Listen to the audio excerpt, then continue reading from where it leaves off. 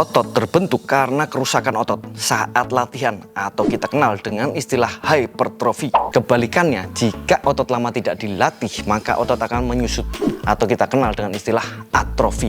What the fuck? 5 menit mencegah otot menyusut. Saya Andrew Raditya, ikutin terus.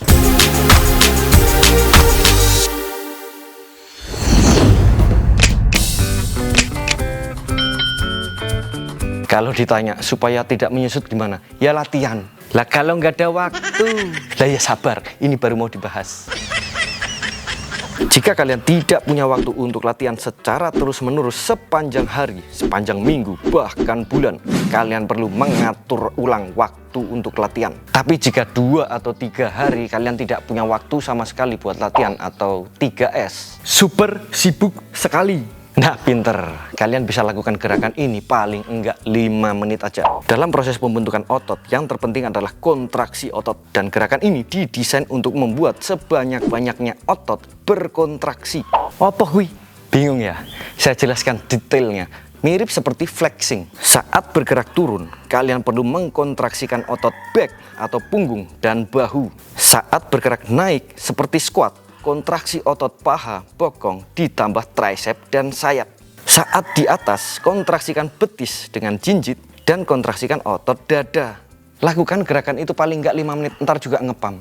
Coba perhatikan lagi, pada dasarnya flexing itu adalah kontraksi. Jadi dengan mengkontraksikan otot sekuat tenaga, itu sama saja seperti kita latihan beban. Karena sejatinya beban itu berguna untuk memfokuskan kontraksi otot kita. Dan dengan berkontraksi sekuat tenaga, maka atrofi atau menyusutnya otot bisa kita hindari. Tapi kalau sampai nggak ada waktunya, lama banget, lebih dari 1 sampai 2 minggu, saya sarankan sih atur ulang jadwal deh, atur ulang kesibukan, paling nggak sempatkan untuk latihan seperti itu. Nama gerakannya apa itu mas? Ini namanya Jaflex. Oh pokoknya Jogja flexing, karena aku wong Yogyo. Ngising. Umumnya latihan atau idealnya itu biasanya 1,5 sampai 2 jam. Mungkin kalian hanya punya waktu kurang dari 1 jam. Misalkan kalian hanya punya waktu 30 sampai 45 menit untuk latihan. Kalian bisa memanfaatkan waktu yang singkat untuk mencegah otot menyusut. Drop set, contoh incline dumbbell press. Lakukan repetisi sampai tidak kuat lagi dan jangan berhenti di situ. Ganti dumbbell yang lebih ringan dan lanjutkan repetisi sampai tidak kuat lagi. Lanjutkan lagi dengan dumbbell yang lebih kecil lagi. Kalian bisa lakukan satu hard set dengan drop set seperti ini untuk setiap otot, dan itu akan sangat menghemat waktu. Nah kalau di rumah gimana? Kalian bisa push up dengan beban tambahan sampai tidak kuat lagi, tapi jangan berhenti, kurangi bebannya dan lanjutkan push up lagi sampai tidak kuat lagi, dan lagi-lagi jangan berhenti di situ, lakukan dengan push up menggunakan lutut dan lakukan sampai tidak kuat lagi. Sebenarnya kalau di gym ini lebih leluasa dan sangat bisa untuk menghemat waktu. Tapi saya coba kasih contoh kalau di rumah ini bagaimana.